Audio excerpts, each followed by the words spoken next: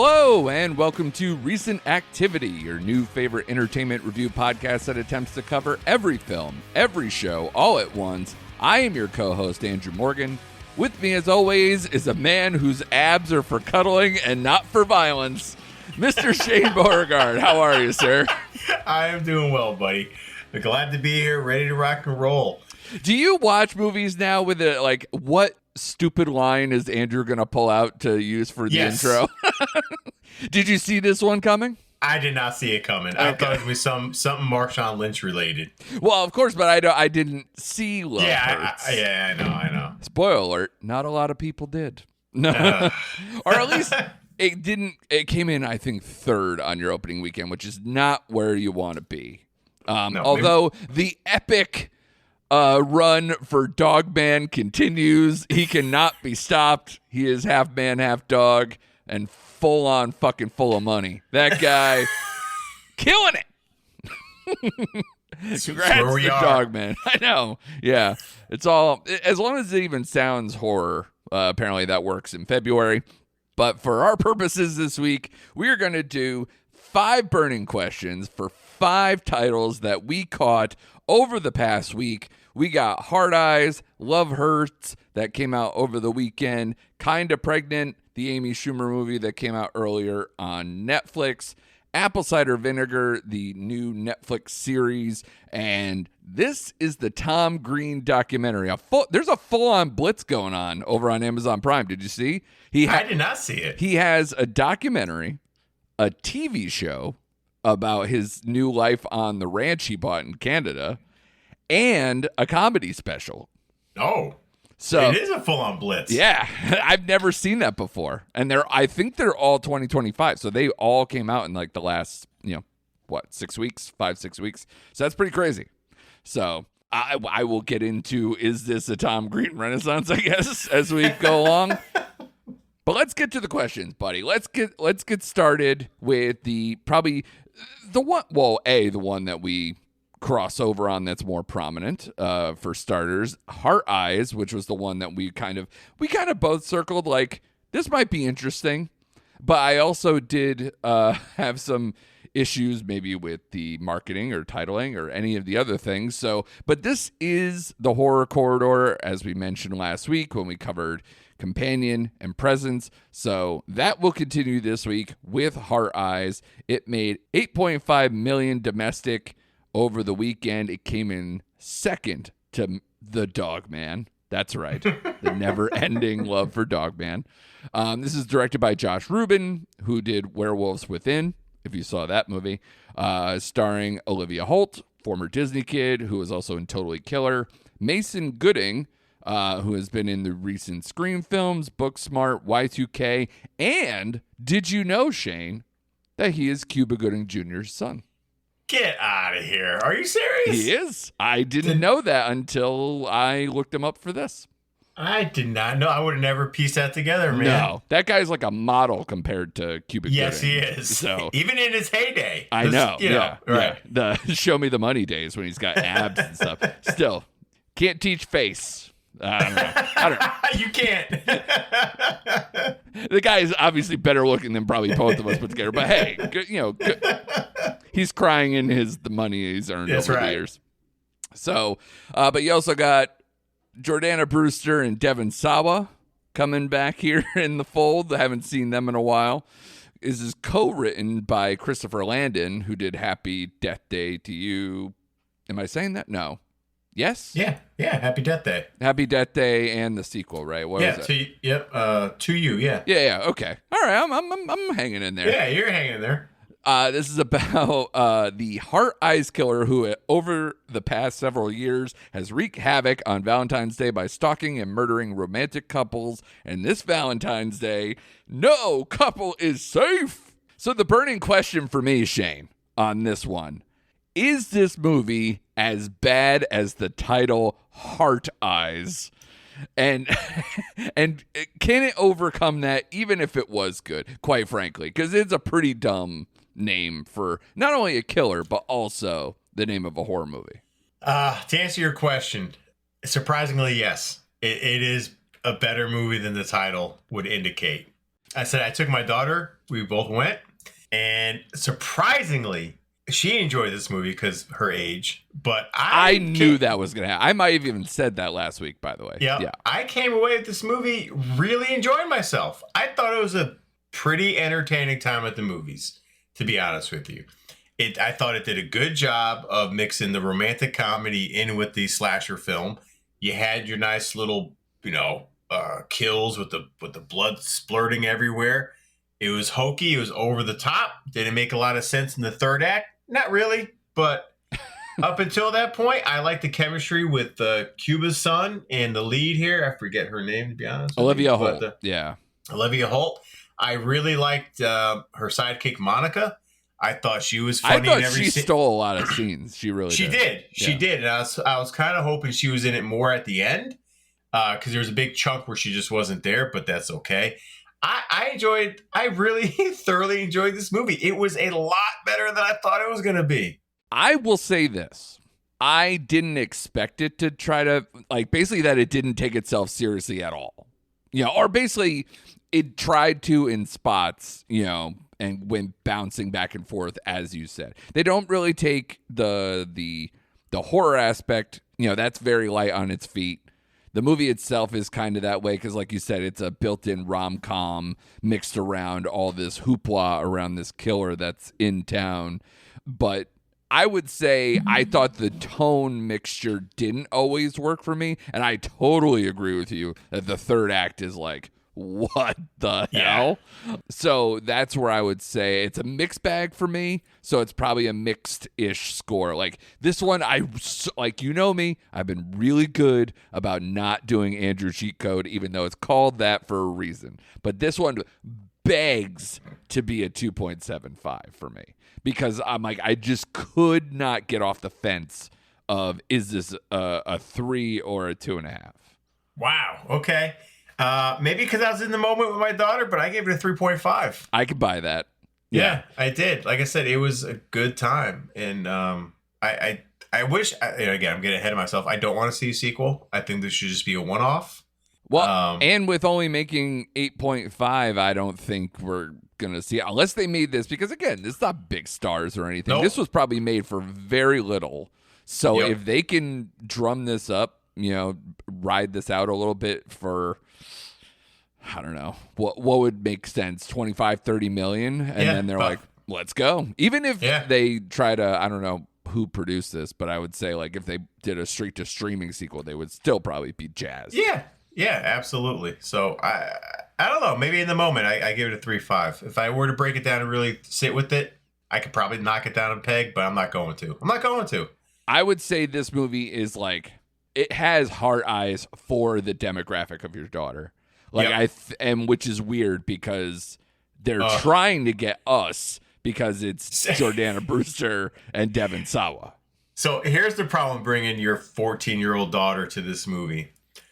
And do you remember the scene where she takes him back to her bedroom, right, to get him patched up, and the killer breaks in there? And you happen to remember what's laying, as she's cleaning her room, what's laying on her dresser, right? Yep. Everyone started laughing. My daughter turns and goes, "Dad, what was that?" Shit. And I'm like, what was what? She's like, "What was that?" And then, of course, the camera keeps panning to it, and everyone's laughing. And she's like, "Dad, what is that?" I said, "Don't worry about it. Don't worry about it." That's all I said to her. I said, "Don't worry about it. Don't worry about it." That makes me wish there were parachutes inside your... Because I am pulling the cord. Hell no. I just left it alone, and I kept hoping that she would just drop the subject, but it took her like 2 minutes to get off that. Oof, yeah. I'm like, no, I'm not going there. I'm not even going to try to explain it. Thank God my daughter's not there. Oh, my God. Because she asks questions about innocuous shit over and over again. I can imagine if she locked eyes on that. Oh, my God. Because she wants to know everything.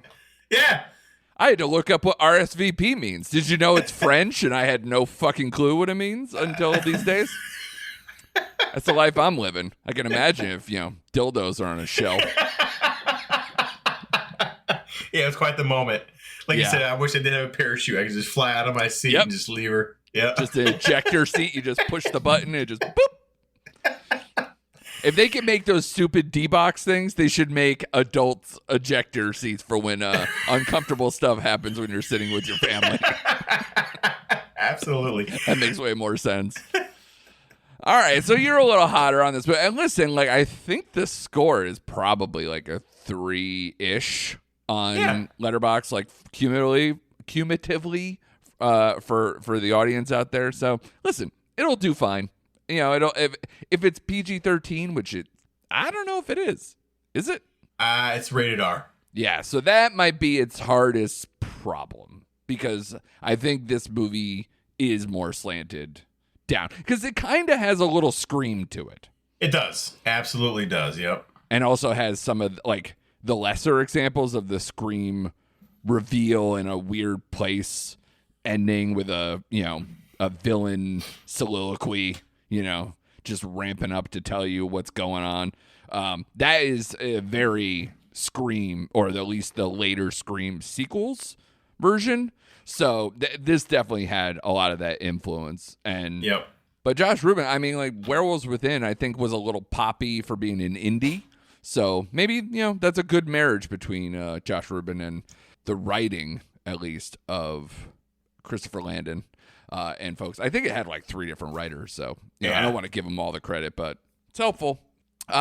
Next big question, Shane, because you were the one who saw this. Love Hurts, which came in third, made only $5.8 million domestic with another $1 million international for a 6.8 cum. Had a red Metascore of 37, so not good, Bob. This is still starring as, I love when I see the trailer for this particular movie where it's like, Academy Award winner Ke Huy Quan, Academy Award winner Ariana DeBose. But for a movie that is clearly, it's action heavy, this is about a realtor who is pulled back into the life he left behind after his former partner in crime resurfaces with an ominous message. His crime lord brother also on his trail. He must confront his past and the history he never fully buried.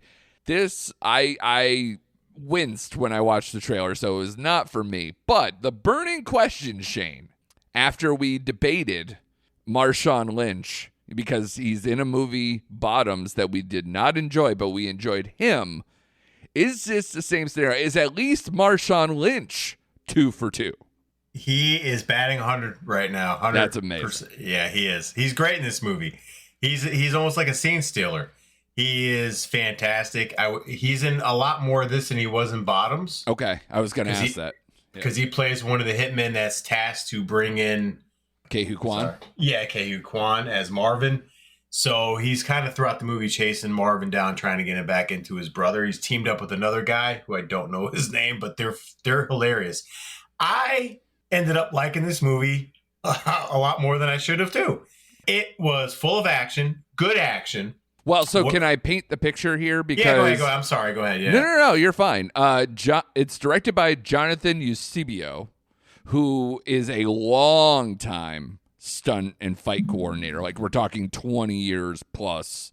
And this movie is produced by the John Wick team, like Chad Stahelski, like the John Wick team, like those guys are the people who are producing this film. They also produce things like Nobody, which I guess like is adjacent to this movie, though Nobody, I don't know, seems to be a little more intense, and this seems lighter on its feet to go on kind of with Heart Eyes. I guess we're all just doing light genre blends of sorts. So where did that land in that with that kind of thinking and that kind of background involved? Yeah, you could definitely tell it came from that camp producing this film. The fight scenes were great. I thought what I liked about this movie took no time at all to get to the action and pretty much was nicely paced throughout the entire movie. Like, again, you have Ke Huy Quan, who's great. They have Mustafa Shakir, who plays like the Raven. He's also another assassin. I thought he was great. I actually liked his story a lot with Leo Tipton, who plays Ke Huy Quan's assistant in this movie. Mm-hmm. They were great. I really enjoyed this movie. It was action throughout. It was funny. What I did, Sean Astin was in this too. He did a great cameo. So you get a little Goonies reunion. Oh yeah, it's true. Yeah, yeah, which was great. But now what this movie lacked, and you could tell by who directed it and wrote it, was the actual script. It like, you don't believe in the romance side between Ariana DeBose. Am I saying that right? Yeah. Mm-hmm. DeBose and Ki Hugh Kwan. They don't. That doesn't hit at all. Like the whole romantic side of it, like they don't have chemistry together per se in this film, I can't see that. And you don't buy them two together at all, and it doesn't leave you like, oh yeah, they should be. No, not at all. So if you could forgive that part of the movie, like the whole they should be together, he loves her, whatever, never happened. It doesn't come off on the screen, but what does is the action and the pacing and just the entertainment value of this movie. I had a really good time with it. It's not as bad as what Rotten Tomatoes and some of the scores, I think, for what it is. Unless you really dissect it and like, oh, the writing is terrible, lets everyone down. Okay, right. I agree with that. But it has enough plus for me because we've both seen thousands of movies within this genre. Oh, yeah. And I can say there's no really boring moments in this movie. It doesn't allow that because it's like chase scene, fight scene, and like throughout the entire hour and a half of the runtime. So there's no character development. There's nothing like everything you see is superficial. So, and I always joke around like I feel like he's taking Jackie Chan's parts, or they're giving Jackie Chan parts to him. Sure. I actually like seeing him on screen, and I enjoyed him in this movie. So I ended up giving it a 3. Like it was a little above your mediocre 2.5. I enjoy. I just wish there was more chemistry between the two leads because they're both great. Right. And it seems like Ariana DeBose, we always talk about her, but man, she picks some shitty projects, man. Well, Ke Kwan, I mean, like, I'm hoping he took this because when is he going to be a lead in something this prominent, I guess, again? With her, you got House of Spoils, terrible. You had Argyle, terrible. Yeah. And then this, come on, man. Like, at least this was entertaining enough. But, like, I'm looking at her, I'm like, golly, man, who is your agent? Like, get yourself going. Sometimes this happens when somebody wins an Oscar and they just go on these awful post-Oscar tears because it's almost like you won the Super Bowl and it's a Super Bowl hangover. And she's kind of doing that. So she needs a rebound. Real bad. Yeah, she's going through it right now. And she has a good presence on screen, and you really like her in this movie. She is good. Yeah, she's really good. Yeah. Just them two together, not so great. So, yeah, I gave it a 3. Solid. I thought it was a solid movie. Oh, we left out Kraven the Hunter for her, too. Oh, that's right. Yeah. So there you go. That is the best. Although you might be actually one of her biggest fans because she ISS. I was going to say, you were the only person who saw ISS. Was I really? Probably. No. Possibly. Real possible. And then Wish, I thought even for animated, I was like, this is weak Disney stuff. So, yeah, it's a tough sled after West Side Story. But, she has the talent. She could right the ship, but it might take a little extra, a little something, maybe fire an agent, move, and maybe try to get stuff that you're not the lead, or maybe just, somebody who fits your talents better because, I don't see some of the projects that she's doing matching her. But, no. Hey, she'll constantly always have that moniker, though, in every trailer, no matter how goofy. It'll be an Academy Award winner, Ariana DeBose. So, good for her. It's like... Yeah, and can we really blame some of these actors and actors for taking the cash grabs? Yeah, I can't really blame them. You know what I mean? No. She's getting paychecks. He's getting paychecks. And yeah, totally. Yeah, keep your name going. That's really the name of the game. Yeah. That's good for that. I mean, at least they have a champion in you. Congrats on that. Next film, next question. Kinda Pregnant. The Amy Schumer rom-com? Debatable. Dramedy, probably more accurate. This is Amy Schumer playing a woman who fakes being pregnant, mostly with a sympathy bump, although she uses everything from that to a rotisserie chicken and beyond. And yet people still believe her. So that's what kind of movie you're dealing with. And she has to figure out what to do when she gets close to people she deceived. Has some pretty good people I like normally in this movie, comedically. My thoughts are already out there. I gave this a 2 out of 5 on my review for what's on Netflix.com. You can see my full thoughts on that. The burning question for this movie, Shane, is not just, did you also have a hard time with this movie, but is Amy Schumer back after not being the lead of a film, I believe, since 2017's I Feel Pretty? So are we anywhere close to coming back to train wreck era Amy Schumer? No, and I hope not. This movie took me 2 times to get through. I forgot we were reviewing it earlier.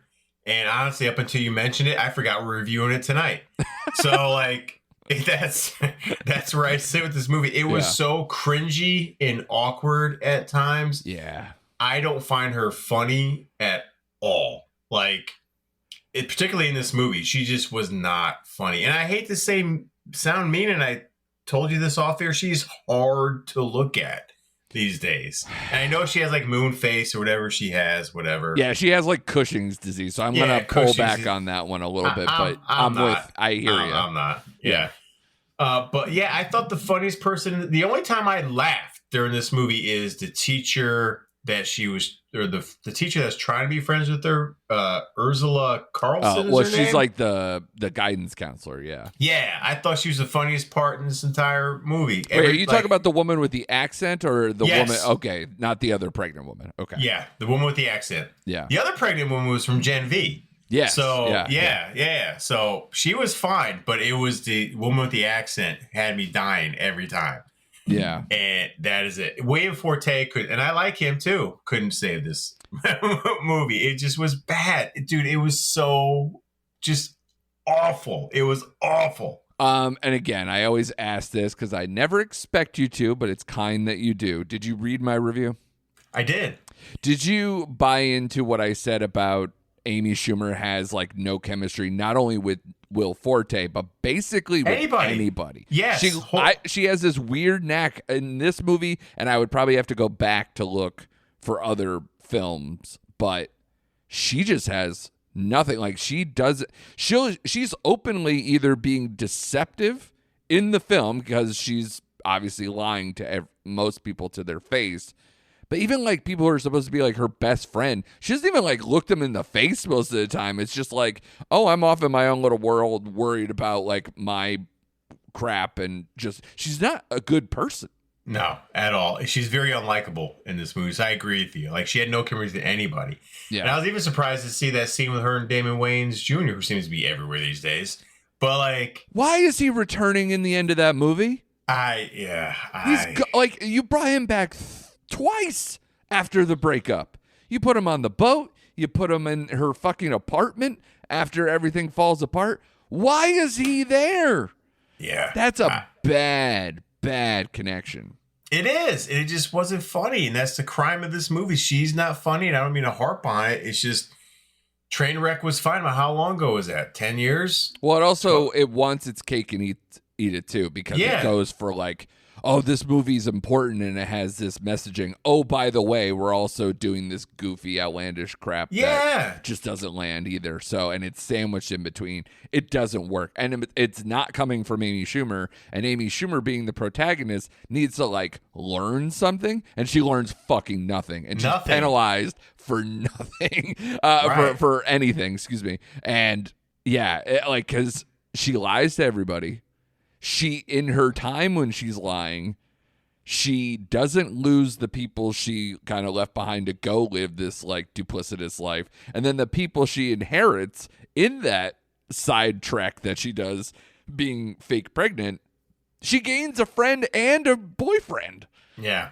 Who don't leave her. Yeah. What are we doing? What are we doing? And how many times do we have to do the, she fell on her stomach gag throughout this movie? Oh, Christ. Or lighting it on fire. Basically, it's everything. It's literally like they watched that one scene in Mrs. Doubtfire and like tried to make a movie about it. Yeah, that's right. She gets stabbed, falls on it twice, gets set on fire. I'm like, all right. She should have like put a cake over it and went, hello. Like just fucking do the whole ripoff. God's sake. I didn't even keep track of this movie and see where it landed in Netflix's top 10 movies at all. Did it ever hit still number one right now? Is it number one? Yeah, it's still number one right now. But in the case of like, there's not like a ton of stuff, I guess. Back in Action is still in the top 10. That's like crushing numbers. Like it's getting weird out on these streets. That is getting weird on the streets. But I would watch Back in Action. Yes. Multiple times before I would rewatch. So you gave it a 2, and you were generous, by the way. I know 1 felt low. I gave it. I know you can't give halves, but I gave it a 1.5. Yeah, I mean it's not good. No. So no. Amy Schumer back to the drawing board. Give me early Adam Sandler terrible Netflix movies over this. Yeah, I would watch Hubie Halloween right now.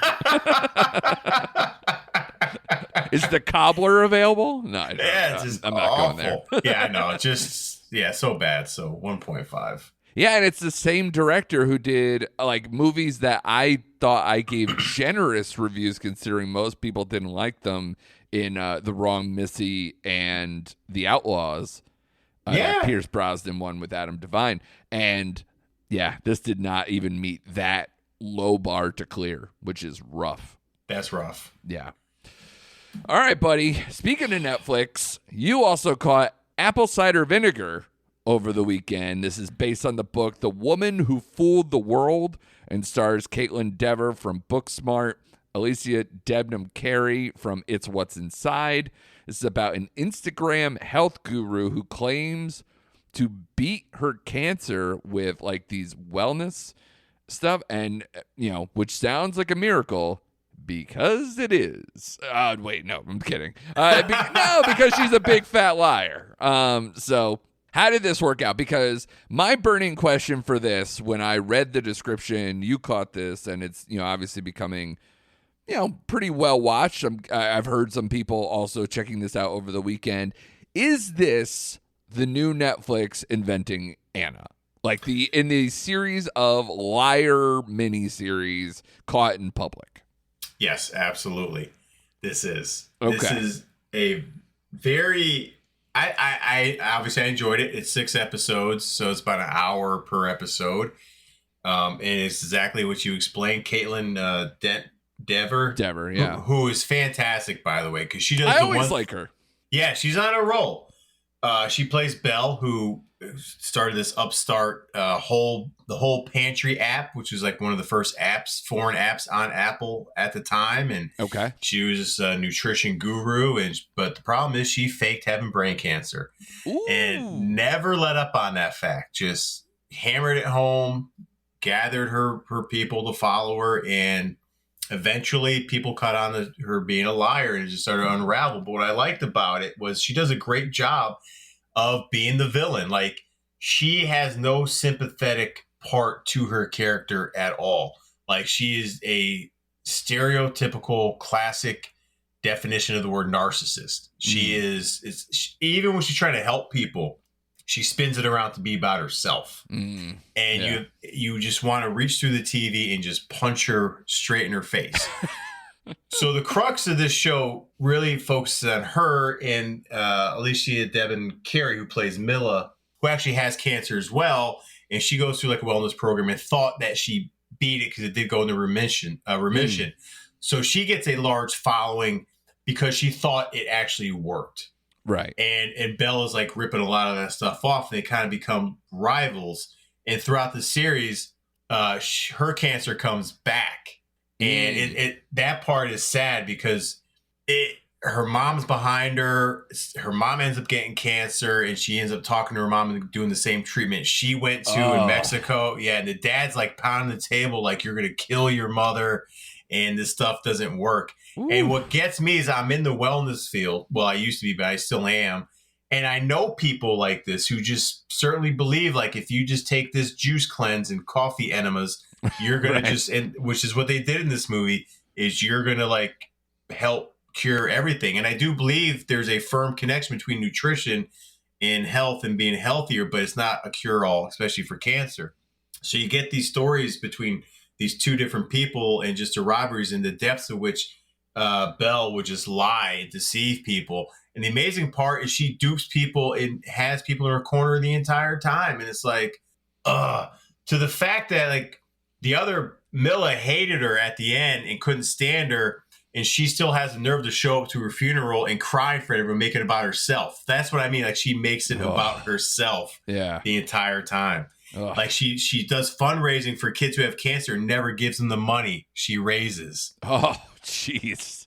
Yeah, so terrible. And the thing is, she never served jail time for this, which is crazy because what this movie kind of nails, or a series, like they really can't get to her journalistically through the medical field because everything's HIPAA protected. They can't pull her medical files, so they have to get around fraudulent charity stuff, which they end up doing. But man, it's a good watch. It's a frustrating watch. It's a sad watch at times because you just want these people you just want to yell them, just do your chemo. Stop giving yourself coffee enemas. We have modern medicine. Use the combination of both. And with one of these characters, she kind of realizes at the end of her life, like, I should have done the chemo. Like, I should have just lopped my arm off and just, she realizes the stuff very sad, but very frustrating. And again, Dever just steals the show as just the unlikable Belle in this show. And that's what a good villain does. It just makes you not like her, and she encompasses this character. So it's an interesting, good watch on Netflix, man. Well, I'm glad we could just get back to a world where, coffee enemas are just a fun kink for the weekend. Yeah, it's not going to save anybody. It's just a good time. You know what I'm saying? This is how we want to spend our time. But does this mean that recent activity vitamin supplements are off the table? That's all I just want to know, because we need to help pay the bills around here. Yeah, we still pay the bills. Vitamins are a go, buddy. Okay, excellent. A go. Yeah. Good to hear. All right, last one for this one, the fifth burning question. This is the Tom Green documentary, which, as I noted, is the onslaught of Tom Green content on Prime, where this is a documentary for him, and then he also has a television show. I believe it's called like Tom Green Country. I might have to look that up. And then he also has a comedy special on Prime. So it's all Tom Green all the time over on Prime. But here's the burning question. This movie, this documentary, is produced and directed by Tom Green. So the burning question for me before I click play is this going to be deep enough? Is it going to go far enough when you're directing the documentary about yourself? And I would say not enough. I would say that this is a good documentary for someone if you want to know about, or if you're a fan of Tom Green, you can start there. Which I am to an extent. We kind of talked about it off air. I was in on the Tom Green show when it first started. And then, especially because I was a high schooler who was doing a public access show, and he kind of had that vibe that he came through. He did public access in Canada, then got bigger and bigger. Like he went to like their version of kind of like a Comedy Channel, Comedy Central type place, and then went to MTV, and then everything, all hell breaks loose. And then just when he starts to get big, he was in Charlie's Angels. He gets married or is dating, I think, and then gets married to Drew Barrymore during this whole thing. And then he gets cancer, testicular cancer, and then does an episode about his testicular cancer on air, which is like a big thing. And then so the show shuts down, and then he has to kind of regroup. He does Road Trip. He does Freddie Got Fingered eventually. He does Saturday Night Live. Like, he hosts Saturday Night Live. He's this huge celebrity. The Bum Bum song's like a #1 hit, which just shows you how wild that time in our lives were. That, like, it was #1 on TRL, therefore it actually had downloads and a #1 song, which is insanity during that time period. But I wanted more from this documentary in a few ways. One, I wanted to know more about, because he'll just be like, oh, it was hard, dealing with cancer. It's like, okay. Can I get someone besides you being like, Tom was this way during cancer, like, or him exposing like, yeah, this was so hard, like, and it had this effect on my marriage, and I wanted to hear from Drew Barrymore to be like, yeah, it was a tough time going through it. They didn't talk to her. They showed past footage, but the only people they talked to that weren't Tom Green were his parents and his former co-host with the Tom Green show. Really. That wasn't like past interview footage from people like, say, like Tony Hawk or somebody else that like he's like buddies with and met on the show and all those type of things. But yeah, it's got so many interviews because he did a talk show for years, so it's easy to kind of like drum up a lot of that stuff. But that's all, again, either stuff where they're just praising him or saying what his influence was, which his influence is great. He was ahead of his time with a lot of things. Joe Rogan credits him for like being like kind of like proto podcasting, especially with, you know, the public access. And then he did like a web show, interview show and all this stuff. So he was basically podcasting before podcasting was a thing. And not only that, like he was doing stunts and on the man stuff before Jackass, and Jackass basically was signed right after Tom Green had cancer and had to stop doing his show. So it kind of like eclipsed him a little bit, or at least like took some of his shine away. So it really does show the timeline of his career very well. But I think, you know, the fact that he left LA, bought a ranch in Canada, like right down the road from his old hometown, and then obviously, you know, he's trying to make a show out of it. So I think because of the show, he didn't want to like go too far with what his current life is. And because he's directing it, I don't think he wanted to go too much in terms of like emotional depth. So it's informational. It's good because it'll remind you of what his influence actually was and how good he was, especially if you are a fan. So it's worth watching that way. But I would say if you're looking for some deeper piece for a guy who went through hell and back, you know, with cancer, divorce, his show canceled. Freddy Got Fingered was like one of the worst reviewed movies of all time. Like all these things, like you would think there'd be a little bit more in terms of the drama. Not so much.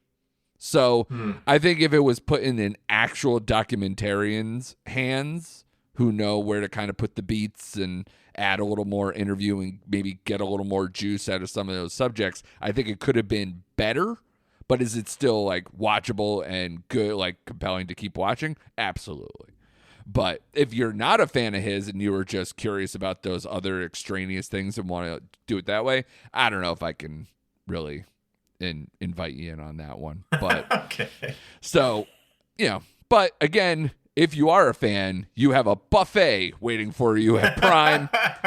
Because I watched the documentary. My brother watched the show, especially because he's very interested in like, not like prepper stuff, but borderline, you know, where people like, you know, how to convert your rainwater into, you know, your own water supply and wanting to live off the grid. Like that's my brother's MO a little bit more. So he watched it thinking like, oh, well, a guy leaves LA, gets a huge ranch spread and wants to live that life. He's like riding horses and stuff. And, you know, I don't know what else is he's doing, but my brother was not too impressed with the series, and he's a fan of Tom Green. In fact, my brother called in to the Tom Green show, got on the air when it was, I think, on Access TV. Or whatever. Wow. Yeah, so, yeah.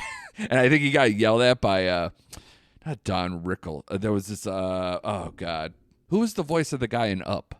Maybe that's right. Ed Asner, right? That's who it was. It was Ed Asner. That's who my brother called up the Tom Green show, and Ed Asner like read him the riot act, which was very funny. But yeah, so my brother was a big fan, so he might consume all that. And I might even check out the stand-up because I think in the documentary, at least it sold it to me better that other comedians that I like were like impressed by his stand-up. So I might go check that out. But yeah, like I said, if you're a big fan, you got a ton to do over there. But the burning question there, yeah, I don't direct your own documentary. Unless you got like a real angle that you're like the show makes sense more than the documentary to be directing You know, if you're trying to show like, oh, I'm living this kind of lifestyle and, you know, you can too, or this is the way to be. Like that's a docuseries. Like that's an HGTV show practically. Like that could go that route, you know. But yeah, so that's our 5 titles, 5 burning questions for the entertainment that was over the past week. We got next week where we're back on our what was it, like once a quarter? It almost seemed like for a while there, but like once every maybe trimester, whatever we're doing this year. Because what do we have? 3 movies this year for Marvel. So our trimesterly, annually, but whatever. Check-in. Yeah, it's a wellness check for Marvel before we get to Thunderbolts. And did you want to talk 2 seconds about Fantastic Four, where your head's at? Or did you want to save that for next week? Because we'll be doing all Marvel. You know what, people? Let's save it. I'm fine with saving it. Okay. Are you at least pro?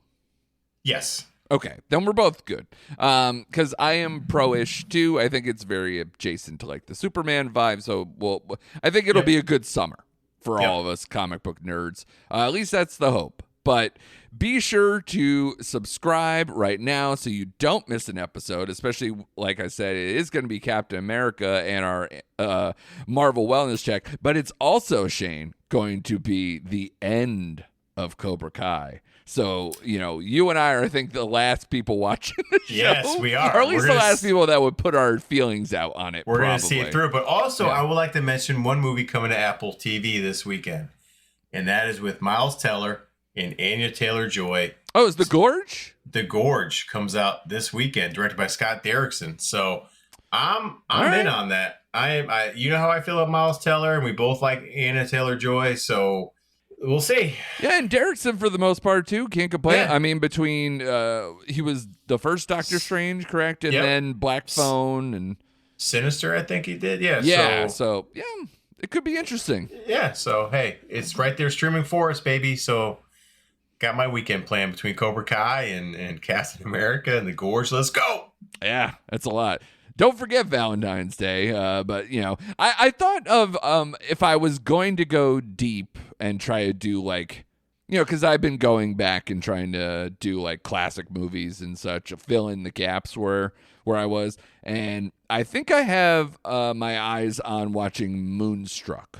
Ooh, okay. Because I haven't watched that one. Cher, Nicolas Cage. Yeah, of course. You know, Academy Award winner. So I think that seems like an apropos one to kind of fill in the blanks. Give me a little romance for the weekend, you know. Yeah, that's a good one. Yeah. Have you seen that one? Of course I have. I haven't seen it in a long time, but of course. I thought you were going to go with Can't Buy Me Love, which is always one of my go-tos. No, I think that I've seen. Yeah. But again, not forever. But yeah. But yeah, it's weird. Like, you know, 80s, you know, there's stuff because, again, I was born in 82. So it's like if they played it a billion times on cable, like a Can't Buy Me Love or something in that, you know, you'll catch it at least or most of it every now and then. I don't know. It's just the share of it all, and the Nicolas Cage. You'll turn it on, and they're just like screaming at each other. They're like, all right, I'm out. I'll leave. I'm sorry. It's like you walked into a fight in the middle of the supermarket or something. But yeah. So I want to try to give that one a start to finish look because I never did go back on that one. So I'm going to check that out. But we will report back next week. And give you the full breakdown on everything Marvel, everything Cobra Kai, everything, because that is what we freaking do around here. Good job by you, Shane, as always, and we will see you all next week for more recent activity.